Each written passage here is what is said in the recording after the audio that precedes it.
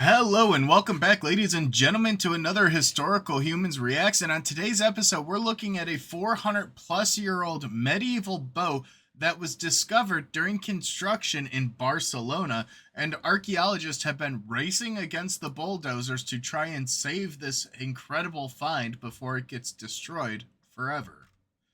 Yep.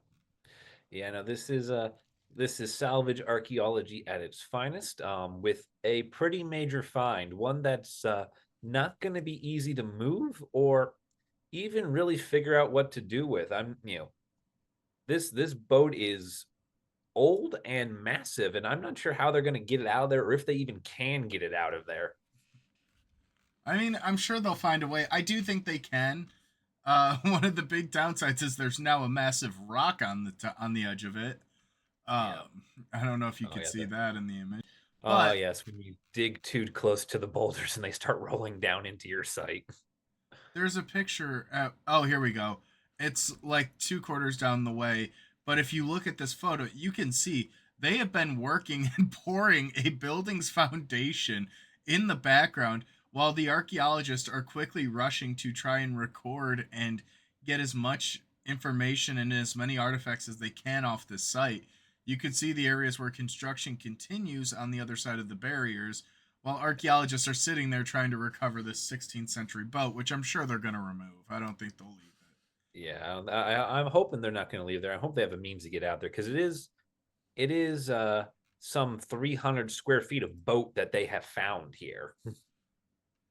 Um, this is not the largest boat out there, but it's by no means small. And it's the second kind of boat that they found of the same nature, of the same Yeah. um, era and vintage. But it just goes to show that that salvage archaeology can really proliferate with some cool findings. And since March of 2023, this very site has yielded several major finds, including air raid shelters built during the Spanish Civil War that helped protect fishmongers from bombings, and remnants of Barcelona's citadel from the 18th century. And they have yet to excavate up to 15% of the site. So there's a whole lot more to be discovered here, a whole lot more Yeah. to be Oh yeah. uncovered. Oh yeah. There's a lot to be found here, and the reason for that is because if we rewind the clock centuries ago to the medieval period, to about the time when this boat was in service, this area is where Barcelona's old port was. So this was a commercial hub and this was basically the heart of the old city. This was how you got in and out of Barcelona. This is how goods came in. This is where the fish that fed the city came in, and this is where everything was. And so it's a very artifact rich environment, and it's one that's not very well explored. There's a lot of things here that people are finding, and it hasn't undergone what a lot of other places where they just have extensive archaeological um what's the word? Not clearances. I'll just go with excavations for the time being. Yeah. It's just very cool because this area that was previously underwater is now yielding some of these cool finds. And the site researchers had kind of an inclination that they might find a shipwreck or two at the bottom of this just because of its location and the piers that were nearby. However, thanks to piers being developed and the river slightly changing course, a lot of Barcelona was no longer underwater and they had extensive beaches to be built upon.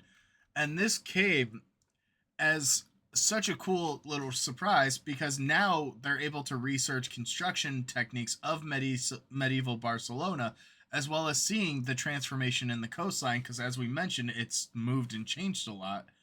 Oh yeah. Yeah, this thing managed to end up under 17 feet, or sorry, 18 feet of dirt and pretty far inland. So the, you know, where the port was has very dramatically shifted in the last half millennia. But what's interesting, especially with things like this, with a lot of these um sort of marine archaeology type things that come out of the ground, is there's some of the interesting preservation requirements for it. Like, for example, right now, the workers are every day going through and just dabbing the entire structure with wet sponges because it needs to be kept moist to prevent it from disintegrating, because that was the nature that it was in when it was originally buried. So it has to be kept at that same level of dampness, or else the wood will start to break apart. Just, things you don't think of having to do, like giving a sponge bath to a boat. Hey, every job's important on the dig site.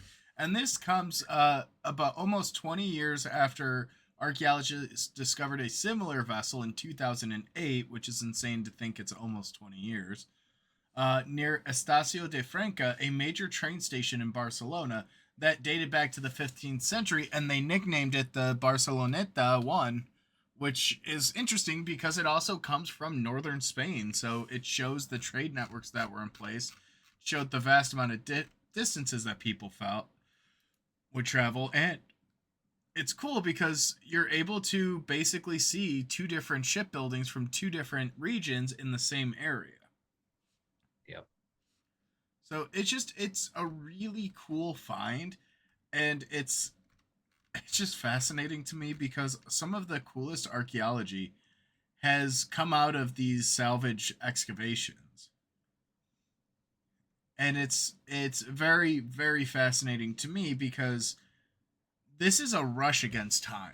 I mean, clearly the construction was started and nothing's really going to stop it. And in a lot of cases, unfortunately, construction doesn't stop even if the site is very prominent. Yeah, So the like if best you, thing, oh yeah, no, like the construction's very far along. I think there's an image at the very end of the article that shows like the archaeologists are in a little pit of dirt surrounded by an ever encroaching giant wall of cement. yeah. So the construction's going to continue for, I believe they said it was a car park, a parking garage. Yeah, it's a parking garage, a 2 acre parking garage. Which great, and nothing better than developing land for parking. But Yeah, on the paved plus side, paradise. we get to make the contractors and the financiers pay for archaeology work that's really proliferating and really Yeah, showing some really interesting sites. I mean, this is just the site of the ship, but we're able to see the construction techniques, and I'm sure they've also got a slew of cool yeah, artifacts that have been coming out of it as well. yeah. Oh yeah, I'm sure there's been a ton of ancillary finds that have been cataloged and removed that haven't received the attention that finding an entire boat, the only second of its kind that has ever been found, would get. Which they do have a plan to get it out of there. I did find that in the article eventually here.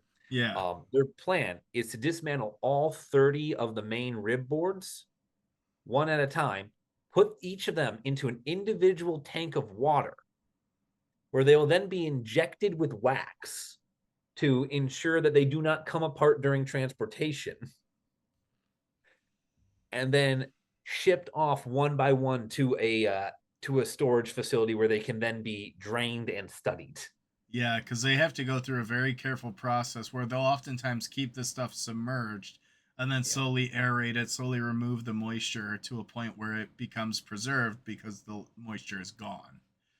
yeah, But that's probably a great point for us to wrap up on today's episode. If you enjoyed, let us know in the comments down below. And if there's a topic you'd like to hear us talk about, please be sure to let us know down below, and we'll see you in the next one.